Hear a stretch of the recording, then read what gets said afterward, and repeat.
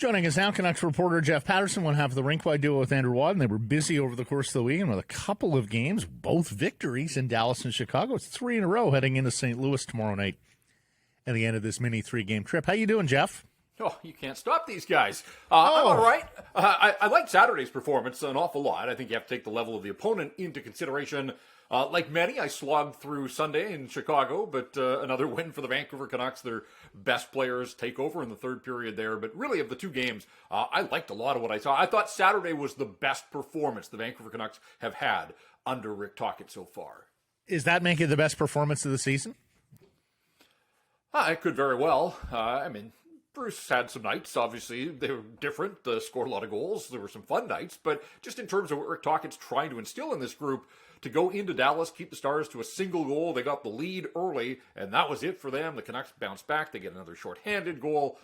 Brock Besser looked like a shooter and a scorer. And again, in the third period, the penalty kill that it was the laughingstock of the league for much of this season, and all of a sudden has become a strength of the Vancouver Canucks, and it was both nights in the weekend. In fact, in the third period on Sunday in Chicago, 1-1 game. Blackhawks have a couple of power plays, and they're the Blackhawks, but still, it's an NHL team. Those are NHL players, and the Canucks penalty kill came through there. So they have tightened things up. There's no doubt. Again, you have to go back to the loss against the Rangers at home in the middle of February. Artur Silov's debut was the last time the Canucks gave up 5 goals, and 5 was a regular thing. It's a remarkably low bar, I understand that, but we're coming up on 6 weeks since the Canucks have permitted 5 goals. There are still goals being scored around the National Hockey League. LA and St. Louis went nuts last night, a 7-6 hockey game. So there are goals being scored, but the Canucks certainly have tightened things up. Obviously, Thatcher Demko has been a huge part of that, but even when Demko doesn't play, Colin Delia, one outright loss in his last 8 starts since Tocchet took over, and where Spencer Martin couldn't deliver victories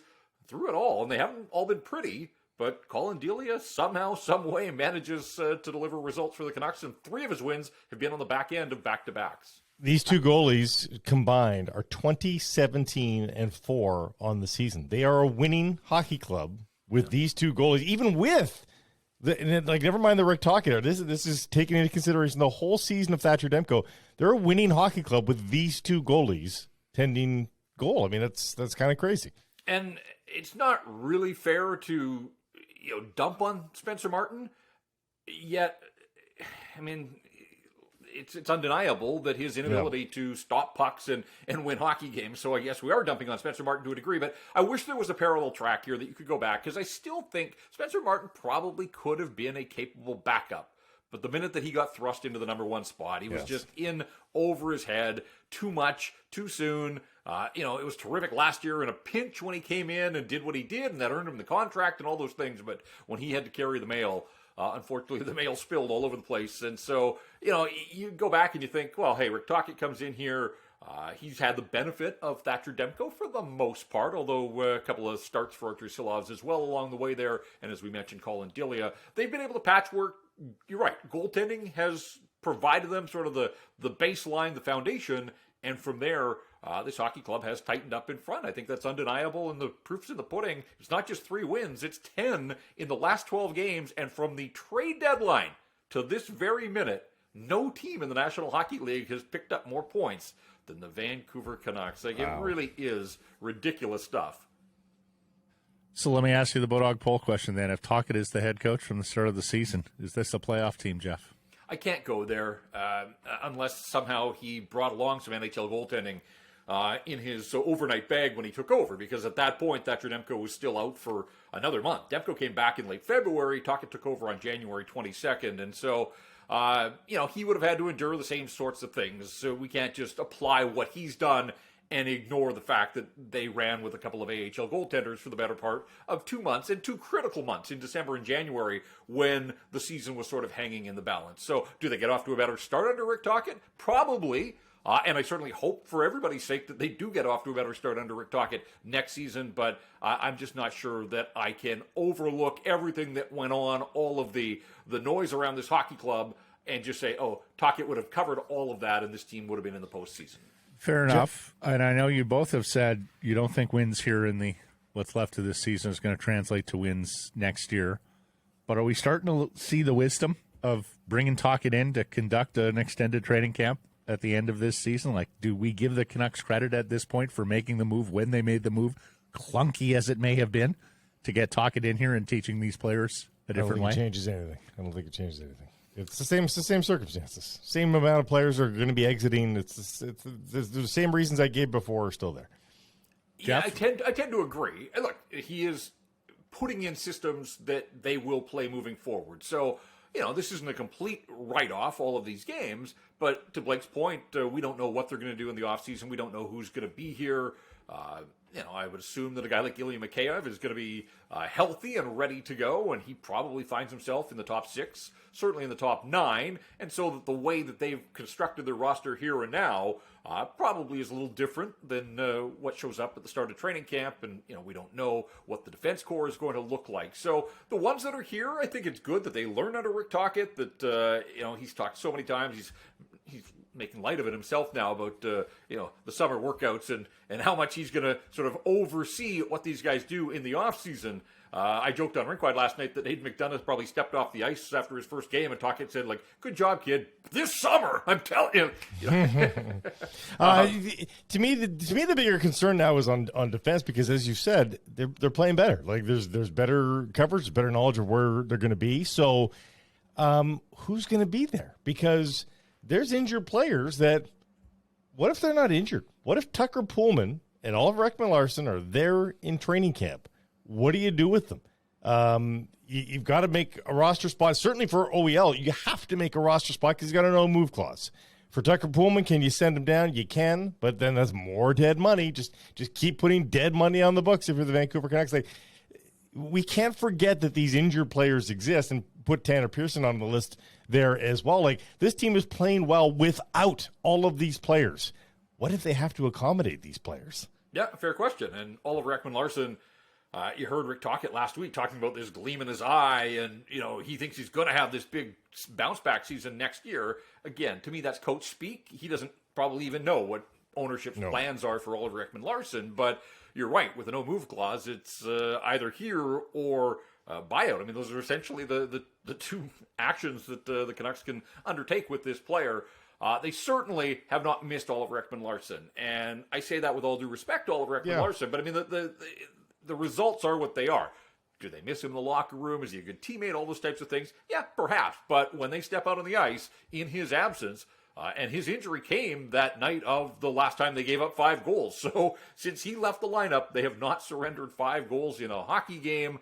The AHL call-ups, we spent a lot of time talking about the nice job they've done. Now they've run into injuries, and so they're patching that with, Jack Rathbone up on an emergency basis. Looked all right. I thought he looked good, and he scored the goal, obviously, in Dallas on Saturday. Last night, the Chicago game, back-to-backs for everybody, and just kind of a sluggish game. There wasn't a whole lot there. I can't imagine that Blackhawk games look good to anybody on either side, the way that their season is going. So, hard to come up and grade Jack Rathbone, but he stepped in, did his part. They continue to win hockey games here. So yeah, I mean, that is going to be fascinating to me, because I think they'll probably revisit the trade market for a guy like Brock Besser and see what's out there in the summer. Again, the one thing that they haven't done is cleared up the cap space that they themselves as a management group have spent so much time talking about. And so trade deadline comes and goes, and it does feel to me, guys, and I don't know about you, but Brock Besser just looks like he's playing a lot freer and looser right now as well. And I know it was an empty net goal last night, but he hit the crossbar there in the third period, scored in Dallas. I just think when the trade deadline came and went and he was still a Canuck, it allowed him a little bit of peace of mind to know that, this may heat up again in the offseason, but for these final 25 games or whatever it was after the deadline, he's here, he's playing with JT Miller. Miller's playing well, and it's nice to see. I mean, that was the first time Brock Besser has scored in back-to-back games all season long. He talked about 30 at training camp. I wondered if he would get halfway there, but the empty netter in Chicago at least gets him to 15. So, yeah, I mean, there's still a ton of big-picture questions about roster construction and all those types of things. And yes, okay, so Quinn Hughes is having an incredible season. They brought in Philip Roenick. Ethan Bear looks like he can be a part of whatever they're putting together here, but man, there's still a lot of heavy lifting to be done to make this a playoff caliber defense core, let alone a championship caliber defense core. What did you make of Aidan McDonough? I love Rick Tocchet's touch. Like, if you're trying to build trust with a player, put him out there, the opening face-off between Elias Pettersson and JT Miller, and he won the draw. That's a memory that's going to stick with him for all time. Like, none of us know how much hockey ultimately he's going to play in the NHL, but he's got a game under his belt now, and it started with a face-off in Chicago with Elias Pettersson and JT Miller on his sides. And I laughed after the game when he was asked about taking the face-off, and he's, first face-off I've taken in 6 years. So that sort of answers the question. If you think there's versatility, could he be a center? He is a winger through and through. He admitted it. The size is undeniable. I saw that for myself out at development camp at UBC last summer. He stood out. He's a big body. And Rick Tocchet, we know he loves the guys that the wall work and board battles and all those kinds of things. I thought McDonough had a moment early in the second period where he struggled. And, first game, a lot going on, trying to process it all. Even though the Blackhawks are the Blackhawks, it's still the NHL. And it looked like he maybe thought he had a little more time along the left wing wall in his own zone to come up with a puck and make a play. And before he knew it, he had a couple of Blackhawks on him. And he'll learn from that. And I thought that one was instructive. But he also had a couple of scoring chances. He had the one off a Rathbone rebound in the second. And then Ethan Bear got the puck to him at the side of the net in the third. 1-1 tie. He had a chance to break a 1-1 tie and put the Canucks in front. Wouldn't that have been a moment? But I like the way the Canucks handled this thing through and through. They got the deal done. And there were some that thought, hey, you leave it to the final year, a senior year, a guy's going to walk to free agency. So they got him under contract. They brought him in. They allowed him to be around the team, acclimate himself to the NHL, didn't rush him in any way with all the games that they had remaining, and then they set it up so that they knew, he knew, the family knew. Sunday in Chicago gave family and friends an opportunity. I saw there were some McDonough Northeastern jerseys in the stands at United Center, and ultimately they were true to the kid. And that was the night for him to make his debut on back-to-backs. I wondered who would come out. Unfortunately, it sounds like Podkolzin a little banged up, and Rick Tocchet said after the game, day-to-day, so we'll see if Podkolzin's ready to go on Tuesday in St. Louis, or, if you keep Podkolzin out, they don't play again until Friday. You got a winning lineup, so I hope Aidan McDonough gets a few more looks, but I don't know that he's going to be an every-night player. They may give him a couple of games, sit him down, let him watch. Again, all part of the learning process here, but, overall, the Canucks outshot the Blackhawks at even strength when he was out there, so he spent more time in the offensive zone than he did defending. You like that from him, and I watched pretty closely because the knock has been his skating. And again, the Blackhawks are a pretty low bar in the NHL. But I didn't detect that, he was falling behind or couldn't keep up or anything like that. So overall, just a shade over 10 minutes of ice time. Didn't play much in the third because it was a 1-1 game to start the third period and a couple special teams in there as well. But overall, I would say, pretty decent debut. It was so easy early in the season to find room for somebody in the lineup because there was multiple people that weren't carrying their own weight. Right now, everybody's playing so well, it's a little tougher. Yeah, without a doubt. There were a lot of people were screaming for multiple players to come out of the lineup on any given night. And now all of a sudden we're looking at, is it going to be Kravtsov? Has Phil DiGiuseppe done enough to keep his spot? And then Phil DiGiuseppe goes out and, ties the game, lucky goal. But Phil DiGiuseppe's up to 6 goals playing in that spot with JT Miller and Brock Besser. And, just straight lines, doesn't cut corners, knows what he is, knows what he isn't, a little bit of penalty killing utility.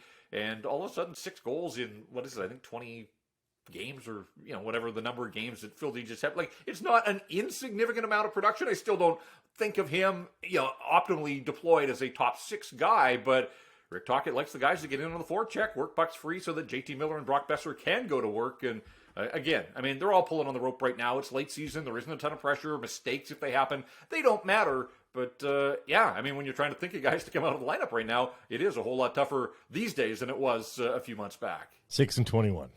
21, for DiGiuseppe. And what a charming story with Rathbone and McDonough. First of all, McDonough, what a great talker, but what a charming story. Best friend since grade 1. Wow. Yeah, and they had the little kiddo photo from way back in the day, and then they posed in the warm-up again side by side. That is pretty cool that childhood friends can grow up and play on the same team in the National Hockey League. Crazy. Yeah, and the circumstance of McDonough signing here as Rathbone gets called up under the emergency conditions. Yeah. It's amazing how these stars align. Marvelous stuff, Jeff. Thank you for this. We will catch up Wednesday? No. Yeah, Wednesday. Tuesday game in St. Louis. That's right. So we'll Tuesday against St. Louis. We'll catch up Wednesday.